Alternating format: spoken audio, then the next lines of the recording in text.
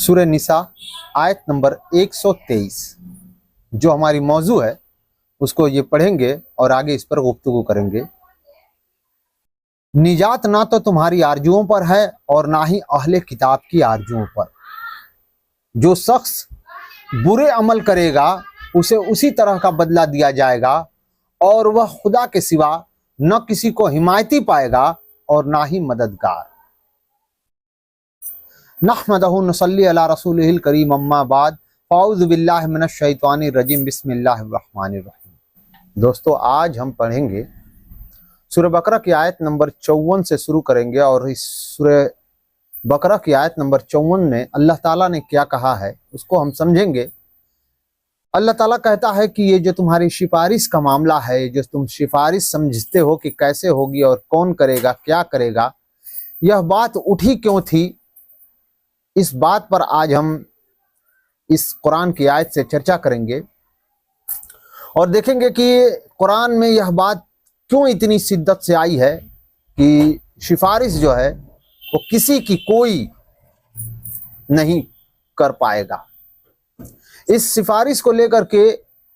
अल्लाह के रसूल की कई हदीसें हैं, जिसमें से एक मैं आपको कोट करना चाहता हूं कि एक बार अल्लाह के रसूल सल्लल्लाहु अलैहि वसल्लम ने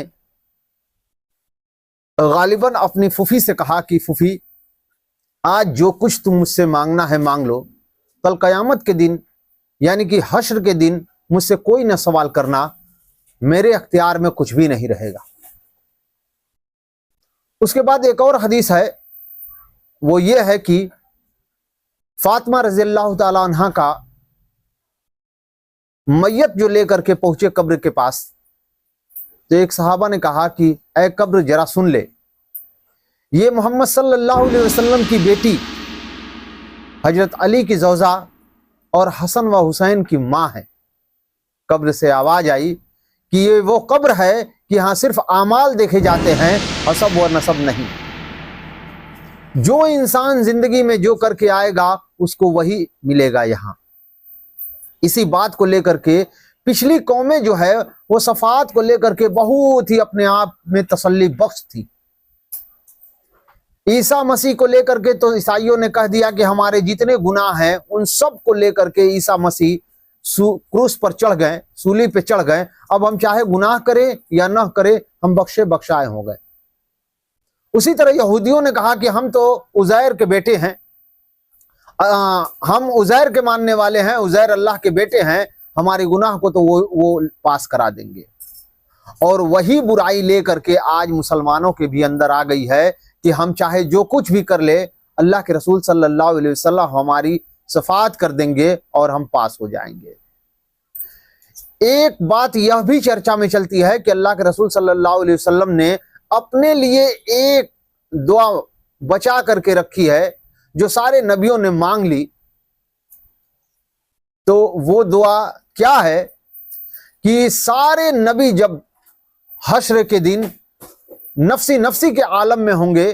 तो सभी जो है वो जाएंगे आप सल्लल्लाहु अलैहि वसल्लम के पास। वैसे तो सभी नबी के पास बारी बारी जाएंगे और सब अपना उज्र बता करके छोड़ देंगे कि मैं नहीं कर सकता हूं, आप जाइए और आप मोहम्मद सल्लल्लाहु अलैहि वसल्लम के पास जाइए। तो सभी नबी जब उनके पास पहुंचेंगे तो अल्लाह के रसूल से कहेंगे कि देखिए अब वक्त बहुत ज्यादा हो गया है, आप अल्लाह से दुआ कीजिए कि अब हिसाब किताब शुरू हो। अल्लाह अपने उस जलाल में रहेगा कि कोई नबी उसके पास जाने से कतराएगा। उस दिन उसकी जलाल का वो आलम होगा कि कोई अपना नजर उधर की तरफ उठा नहीं पाएगा। यह बात जब सारे नबी आप सल्लल्लाहु अलैहि वसल्लम से कहेंगे, तब आप सल्लल्लाहु अलैहि वसल्लम की जो एक वो दुआ थी जो अपने जैसे आवाम में राइज है कि आम लोगों के लिए वो दुआ है कि रसूलुल्लाह सल्लल्लाहु अलैहि वसल्लम दुआ करेंगे कि हमारी जितनी उम्मती हैं वो सबको सब अल्लाह ताला आप पास कर दीजिए, ऐसी कोई बात नहीं है। वो वही दुआ होगी जिस दुआ के जरिए अल्लाह के रसूल सल्लल्लाहु अलैहि वसल्लम एक सजदा करेंगे कि ये जो हश्र का मैदान आपने बर्पा किया है, अब लोगों का हिसाब किताब शुरू कीजिए। उसी एक दुआ को लेकर के आप सल्लल्लाहु अलैहि वसल्लम 50,000 बरस का एक सजदा करेंगे और जब वो सजदा होगी तो अल्लाह के रसूल सल्लल्लाहु अलैहि वसल्लम को अल्लाह ताला कहेंगे कि उठो मेरे बंदे, इजाजत दी जाती है तुम्हें कि तुम لوگوں کا تمہیں اجازت دی جاتی ہے کہ دعا کرو تمہاری سنی جائے گی، تب ان کی یہ دعا ہوگی اے میرے خدا حساب کتاب شروع کر دے۔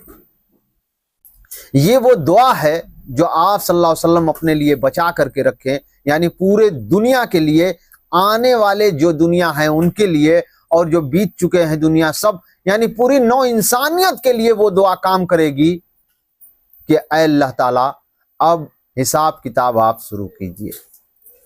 اس حساب کتاب کا شروع ہونے کے بعد اب سفارش کا معاملہ جو آئے گا وہ قرآن صاف صاف کہتا ہے۔ اللہ تعالیٰ کہتا ہے اے ایمان والو، جو مال ہم نے تم کو دیا ہے اس میں سے اس دن کے آنے سے پہلے خرچ کر لو، جس میں نہ اعمال کا سودا ہوگا، نہ دوستی کا، اور نہ سفارش ہو سکے، اور کفر کرنے والے لوگ ظالم ہے۔ یہ بات اللہ تعالی وہاں جو مکہ میں باتیں ہو رہی تھی کہ ابو جہل، ابو لہب، عتبہ، شیبہ، ولید بن مغیرہ، وہ جو وہاں کے سردار تھے، ان سب جب اللہ کے رسول صلی اللہ علیہ وسلم نے دعوت دیا کہ اے لوگو باز آؤ اپنے گناہوں سے اور ڈرو اس جہنم سے جس کا ایندھن انسان اور پتھر ہے، تو انہوں نے کہا کہ ہمیں کیوں اس دوزخ سے ڈراتے ہو، ہمارے پاس تو یہ لوگ ہیں جو ہم کو اس دوزخ سے نکال لیں گے۔ تو اللہ اس کے جواب میں کیا کہتا ہے کہ سن لو اے ایمان والو، جس مال کو لے کر کے تمہیں یہ گھمنڈ ہے کہ ہم مال سے وہاں خرید لیں گے لوگوں کو، جیسے دنیا میں لوگوں کو مال سے خرید لیا جاتا ہے، جج کو خرید لیا جاتا ہے، پولیس کو خرید لیا جاتا ہے، وہاں پر ہم مال سے خرید لیں گے۔ اللہ کہتا نہیں، اے ایمان والو، جو مال ہم نے تم کو دیا ہے اس میں سے اس دن کے آنے سے پہلے خرچ کر لو، جس میں نہ اعمال کا سودا ہوگا، نہ دوستی کا، اور نہ کسی کی سفارش ہو سکے۔ انکار کرنے والے لوگ ظالم ہے۔ جو بات محمد صلی اللہ علیہ وسلم کہہ رہے ہیں، جو تم اس سے انکار کر رہے ہو، تو اس سے بڑا ظالم اور کوئی نہیں ہے۔ سفارش ہو ہی نہیں سکے گی کسی کی۔ وہاں دوستی، جیسے کہ ایک مکہ میں کافر تھا، اس نے کہا کہ تم کیوں ڈرتے ہو، تم میرے دوست ہو نا، میں اپنی دوستی کا وعدہ تم سے دیتا ہوں کہ تمہاری جو بھی پریشانی ہوگی، جو بھی تمہارے اوپر دقت ہوگا، وہ سب میں لے لوں گا۔ اللہ نے کہا دوستی وہاں نہیں چلے گی، وہاں ہر انسان اپنے اعمال کو لے کر ترسے گا۔ پھر کہا کہ سفارش، کہا کہ یہ جو اتنے بت ہم نے کعبہ میں رکھے ہیں 360 بت، اس میں سے کتنے لوگ ہیں جو ہماری سفارش کر دیں گے اور ہم آگے بڑھ جائیں گے۔ اللہ کہتا کہ سفارش اس جگہ ہوتی ہے جہاں پر جج کو معلوم نہیں ہوتا ہے کہ تم کیا تھے اور تم کیا ہو۔ ساری چیزیں اللہ کے سامنے ہے، وہ آگے تم کیا کرتے ہو وہ بھی، اور پیچھے کیا کیے ہو وہ بھی، تو سفارش کا تو کوئی معاملے نہیں رہے گا۔ آگے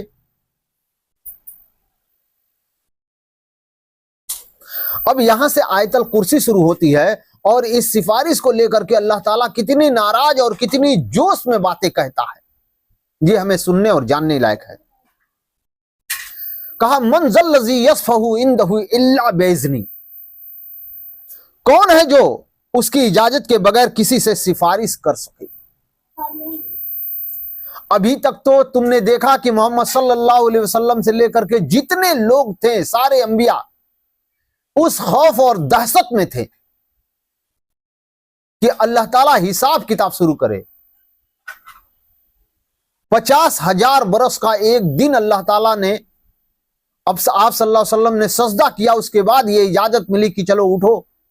دعا کرو تمہاری دعا قبول ہوگی، بات کرو تمہاری بات سنی جائے گی۔ اس کے بعد سفارش کیا وہ غلط لوگوں کا کر سکیں گے؟ اللہ اسی بات کو، یعنی کہ جو اوپر مکہ کے کافر جو ہیں، انکار کرنے والے اللہ اور اس کے رسول کی باتوں کا، جو یہ دل میں خواہش رکھے تھے کہ ہماری سفارش ہو جائے گی، اس بات کو اوپر تو کہا کہ کوئی سفارشیں نہیں ہوگی، اور نیچے آ کے کہا نہ، کون ہے جو میری اجازت کے بغیر کسی کی سفارش کر سکے۔ اور اس سے بڑھ کر کے 30ویں پارے میں اما پارہ جہاں سے شروع ہوتا ہے وہاں اللہ تعالیٰ کہتا ہے کہ کسی کی یاری نہیں مجھ سے جو میری اجازت کے بغیر اپنے لب تک کھول سکے۔ یہ جتنے بھی مغالطے ہیں وہ سارے کے سارے اس امت محمدیہ میں آنا ہی آنا تھا، کیونکہ اللہ کے رسول صلی اللہ علیہ وسلم نے کہا تھا کہ وہ ساری برائیاں میری امت میں آئیں گی جو بنی اسرائیل میں تھی۔ کوئی بدبخت گوہ کے بل میں انگلی ڈالے ہوگا تو گوہ کے بل میں انگلی ڈالے گی، کوئی بدبخت اپنی ماں کے ساتھ زنا کیا ہوگا تو ہماری بھی یعنی کہ میری امت میں بھی ایسا کوئی بدبخت اٹھے گا جو اپنی ماں کے ساتھ زنا کرے گا۔ قرآن صاف صاف اس بات کو بتاتا ہے کہ الا الذین آمنوا وعملوا الصالحات فی اصحاب الجنہ ہم فیہا خالدون، جنہوں نے ایمان لایا اور نیک عمل کیا صرف اور صرف اسی کا وزن تولا جائے گا اور جیسا وزن ہوگا وہ اس پر کامیاب ہوگا۔ نہ کوئی کسی کی سفارش کر سکتا ہے وہاں، اور نہ ہی وہاں کوئی کسی کے کام آ سکتا ہے۔ یہ دنیا اللہ تعالیٰ نے اکیلے انسان کو بھیجا ہے امتحان کے لیے، اور وہاں بھی انسان اکیلے ہی حساب دے گا۔ جو کوئی مولوی، جو کوئی عالم، جو کوئی بھی پیر، فقیر، مرید کوئی آپ سے کہتا ہے کہ یہ ہمارے سفارش بن جائیں گے، یہ ہماری سفارش کرا دیں گے، وہ تمہیں وقت کا دھوکہ دے رہے ہیں، مغالطے میں مت رہنا۔ اللہ نے کہا، اللہ کے ولیوں نے بتایا ہمیں کہ خودی کو کر بلند اتنا کہ خدا خود بندے سے پوچھے بول تیری رضا کیا ہے۔ مسلمان کی تو وہ کریکٹر تھی کہ اللہ تعالیٰ اس سے یہ بات کہتا ہے کہ اپنے آپ کو تپا کر کے ایسا کر لے جیسے کہ حنظلہ رضی اللہ تعالیٰ عنہ کا معاملہ تھا کہ سارے فرشتوں کو اجازت دے دیا تھا کہ انتظار کرو، کوئی آسمان پر ایسا مہمان آنے والا ہے۔ تو سارے فرشتوں نے کہا کہ آخر وہ کون ہے، کیا کوالٹی اس کی ہے؟ تو وہ جو حنظلہ تھے ان کی کوالٹی یہ تھی کہ آج ہی ان کا نکاح ہوا تھا، آج ہی ان کا نکاح ہوا تھا اور رات میں ہی اعلان ہو گیا کہ اے لوگوں اللہ کے راستے میں نکلو۔ انہوں نے اپنی پہلی ہی رات میں اپنی بیوی سے اجازت لی اور بیوی نے کہا کہ اے حنظلہ اگر تم واپس نہیں آئے تو ہم تمہیں کیسے ڈھونڈیں گے؟ تو روایت میں آتا ہے کہ حنظلہ کا وہ ایک دامن پکڑی ہوئی تھی، حنظلہ نے اس دامن کو کاٹ دیا، یعنی کہ کپڑے کا ایک کونا پکڑی ہوئی تھی اور اس کونا کو کاٹ دیا اور کہا کہ دیکھنا جس کا کونا کٹا ہوگا تم جان لینا کہ وہی حنظلہ ہے۔ اور وہ نکل گئے اور اللہ کے راستے میں شہید ہو گئے۔ ان کا وہ کیریکٹر اللہ کو اتنا پسند آیا کہ سارے فرشتوں کو لگا دیا کہ تمہارے یہاں ایک